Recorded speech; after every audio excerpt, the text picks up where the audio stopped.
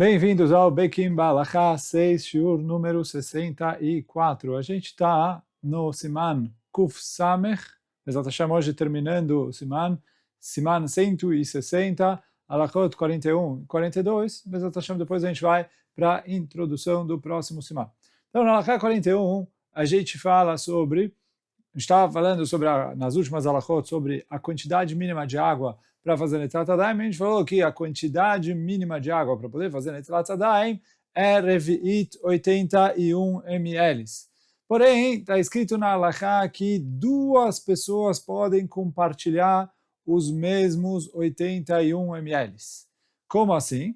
Então, eu falo, se duas pessoas quiserem fazer Netilat Yadayim juntos, eles podem, desde que uma terceira pessoa pega o copo com Revi'it, com 81 ml, e ele joga na mão, em cima da mão das duas pessoas, com as mãos juntas umas nas outras, de modo que eles precisam ter kavaná de fazer Netilat Yadayim juntos. E aí, quando a pessoa joga na mão das duas de uma vez, sem ter uma distância entre elas, isso valeu para purificar a mão de ambos, e por isso ambos podem fazer brachá assim, dessa maneira. Agora a gente tem aqui algumas coisas. Primeira coisa, ele falou, não pode ter espaço entre eles. Por que não pode ter espaço entre eles? Então, o Mishnah Berurah explica que se tem espaço entre eles, se chama que a água primeiro lavou a mão de um e depois lavou a mão de outro. E aí, quando ela lava a mão do segundo, ela é uma água que já foi usada e por isso ela não serve para Netilat Yadayim. Por isso, eles precisam colocar as mãos próximas uns dos outros. E, além disso, eles precisam ter a intenção de que fazer Netilat Yadayim juntos. Por quê? Se eles não têm a intenção de fazer Netilat Yadayim, o segundo não cumpre a mitzvah de Netilat Yadayim. Por quê? Ele falou, da mesma maneira que a gente falou antes, isso é chamada de água usada. Mas se ele tem a intenção de fazer Netilat Yadayim para os dois de uma vez, e eles colocam as mãos juntas, aí não tem problema. E aí uma terceira pessoa precisa jogar a água sobre a mão deles, e eles precisam tomar cuidado para que a água que está pingando lave todos os dedos de ambas as pessoas, quer dizer, dos dois que estão ali. E aí, se eles fizerem tudo isso, isso vale para Netilat Yadayim para os dois. Por mais que tenha aqui somente um Revi'it, isso vale de Netilat Yadayim para as duas pessoas. Bom, essa halachá não é uma halachá muito comum, mas é o que está na Mishnah e é trazido no Shulchan Aruch. E aí, quer dizer, se eles fizerem dessa maneira, como a gente falou antes, ambos podem fazer berachá. Agora, a gente precisa, para isso acontecer, quer dizer, os dois com as duas mãos ali, para fazer Netilat Yadayim uma junto com a outra, então não é possível que um dos dois jogue a água sobre eles. Por quê? Os dois precisam estar com as duas mãos colocadas ali para receber a água que está sendo jogada. Então é necessário que tenha uma terceira pessoa.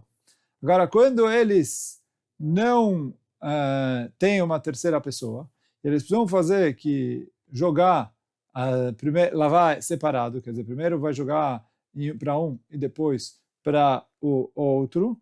Aí, nesse caso, eles têm que fazer a brachá, a netilá, sem brachá. Na verdade, o primeiro, a netilá dele valeu. Por quê? Ele falou, para ele tinha Revi'it, ele jogou, mesmo que ele usou menos que Revi'it, para ele tinha um Revi'it inteiro, a netilá dele valeu. Em relação ao segundo, como a gente vai ver daqui a pouquinho, é machloket se a netilá vale dessa maneira ou não. E aí, por isso, o primeiro pode fazer Netilat Yadayim mesmo assim com brachá. O segundo é que, nesse caso, vai precisar fazer a Netilat Yadayim sem brachá. O motivo que ele faz a Netilat Yadayim sem brachá aqui é porque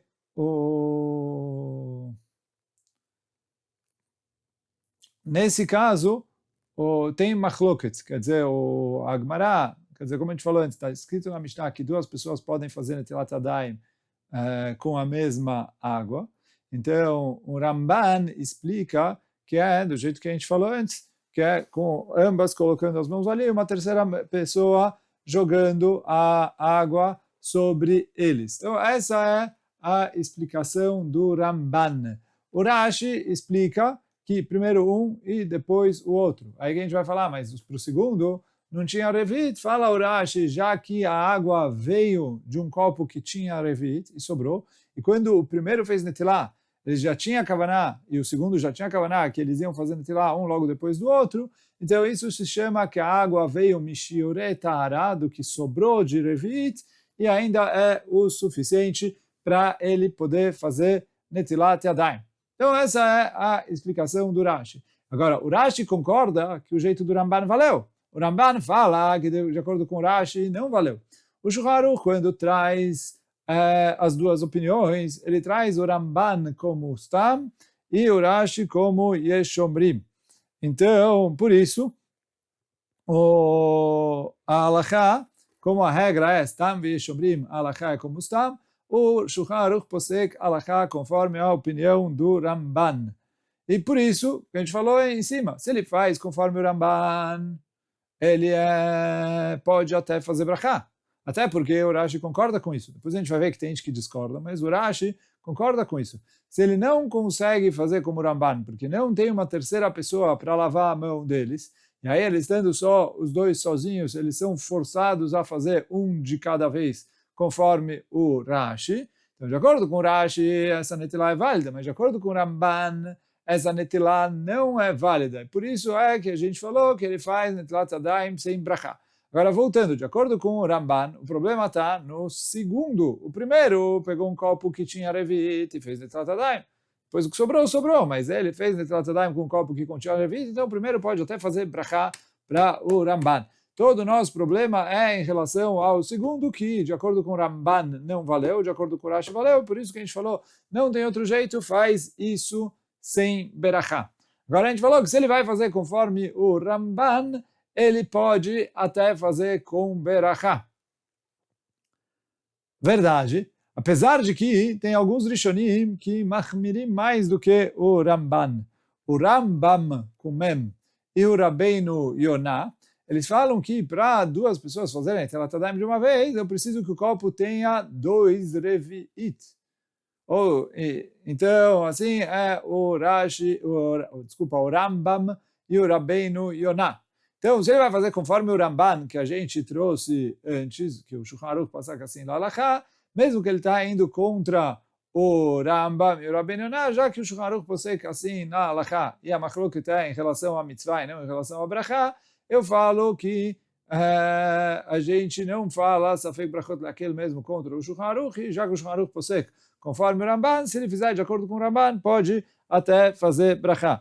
Apesar de que tem poskim que falam que para não fazer brachá nesse caso, e o Kaf HaChaim fala aqui, de acordo com a Kabbalah, precisa ter revit para cada um. Se ele tiver, ótimo, mas ele vai ter que fazer conforme o Ramban.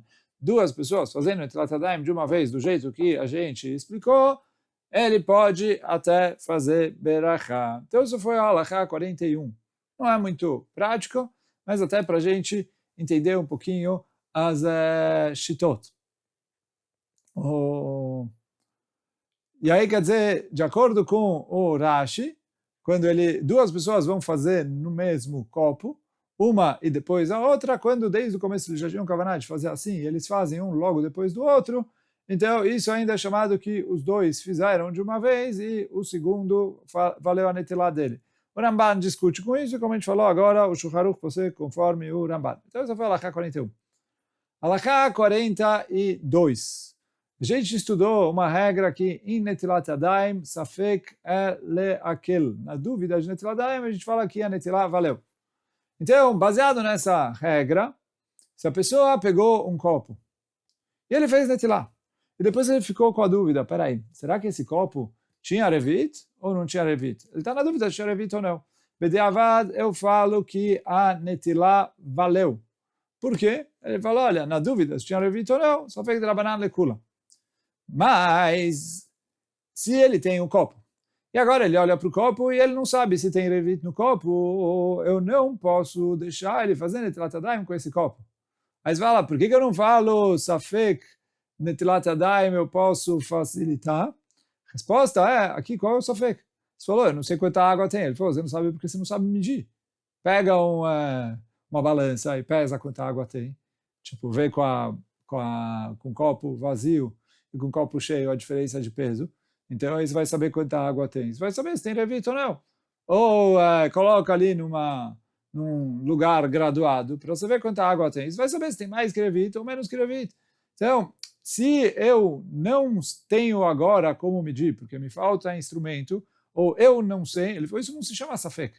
Isso é a regra, nossos sábios falam, safek chisaron yediah, não é chamado de safek. Quer dizer, um safek de falta de conhecimento. Então, se eu já fiz a Netilat Yadayim, que agora eu não tenho como medir o que era, então, e eu falo, safek de Rabanan lekula, mas aqui eu tenho água aqui, eu só não sei quanto água tem, porque eu não sou capaz de medir.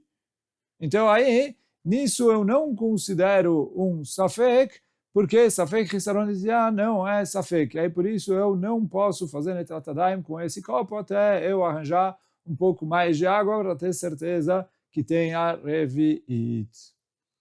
Chazak Baruch, com isso a gente terminou o Siman Kuf Samech.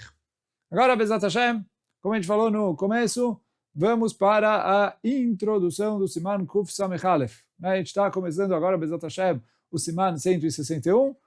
Amanhã a gente vai começar as Alachot, mas agora a gente vai começar a introdução do Siman 161.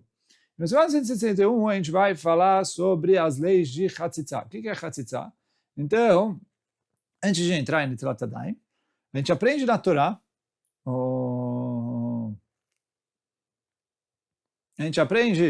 na Torá,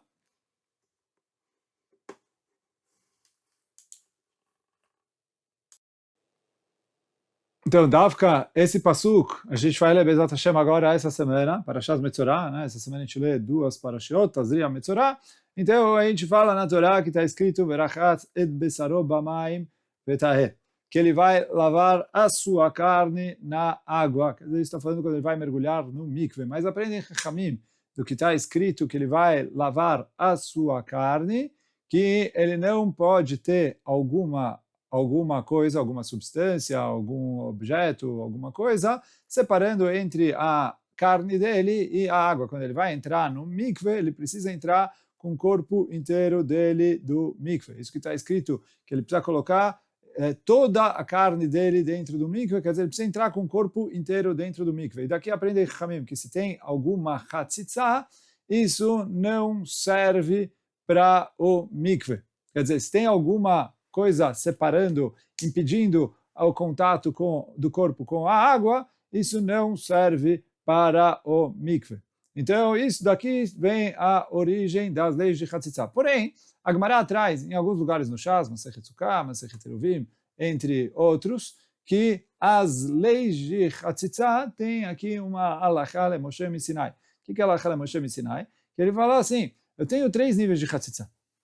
Que para ser Chatzitza tem que ser uma coisa que cobre a maioria do corpo e a pessoa faz questão de tirar isso de lá. Então, que isso é? Dvar Torah, para ser Chatzitza tem que ser Rubo umakpid.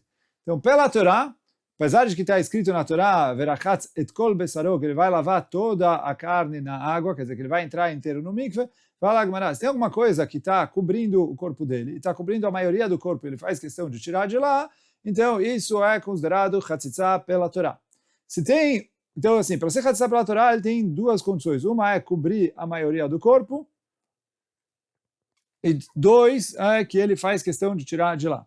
Vieram Chachamim e me falaram, se tiver uma das 2 condições sozinha, já é proibido midrabanan. Quer dizer, se é a maioria do corpo, mesmo que ele não faz questão de tirar, ou se ele faz questão de tirar mesmo que é a minoria do corpo, isso já é proibido midrabanan. Faltando as 2 condições, aí é permitido.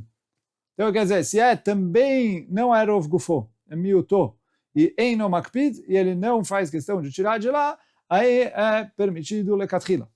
Então, essa é as leis de Chatzitza em relação a mikve. Vieram Chachamim e me falaram, quando eles instituíram as leis de Netilat Yadayim, eles falaram essas mesmas regras se aplicam em relação a Netilat Yadayim. Com a diferença é que Netilat Yadayim não é a maioria do corpo, sim a maioria da mão, mas a mesma ideia. Se é maioria e ele makpid, é proibido. Se é minoria e ele makpid, ou é maioria mesmo que ele não makpid, ainda assim é proibido. E se é minoria e também ele não makpid, então aí é permitido lekatchila. E apesar de que todo o conceito de Netilat Yadayim é de Rabanan, e aí eu vou falar, olha, por que eu preciso falar que as coisas que são Chatzitza Midrabanan também são Chatzitza em relação a Netilat Yadayim? A princípio isso seria uma Gzerah li Gzerah, quer dizer, no mikve que é de Oraita, isso já é só Chatzitza Midrabanan. Aqui Netilat Yadayim que é de Rabanan, eu preciso falar que isso é Chatzitza Midrabanan, só que traz escrito nos poskim, assim o Levush, o Pri Megadim trazem, que foi tudo uma Gzerah só. Quando os Chachamim fizeram a Gzerah de Netilat Yadayim, ele falou, olha, a gente vai fazer a purificação de Netilat Yadayim, obedecer as mesmas regras de mikve. Então, tudo que é Chatzitza para a pessoa no mikve, é Chatzitza em relação às leis de Netilat Yadayim. Então, por isso, apesar de que algumas dessas coisas que a gente falou agora, no caso do mikve, só é Chatzitza midrabanan, mesmo assim, essas leis se aplicam em relação a Netilat Yadayim. Então, esse é, explicando por cima, o conceito geral. Agora, Bezat Hashem, nas alachot que vão seguir, a gente vai explicar exatamente como aplica o que é robô, o que é miutô, o que é makpid, o que não makpid, e assim, como fazer e aplicar essas leis na prática. Então, hoje a gente fica por aqui. Baruch Adonai Leolam. Amém ve amém. Chazak u'baruch para todos.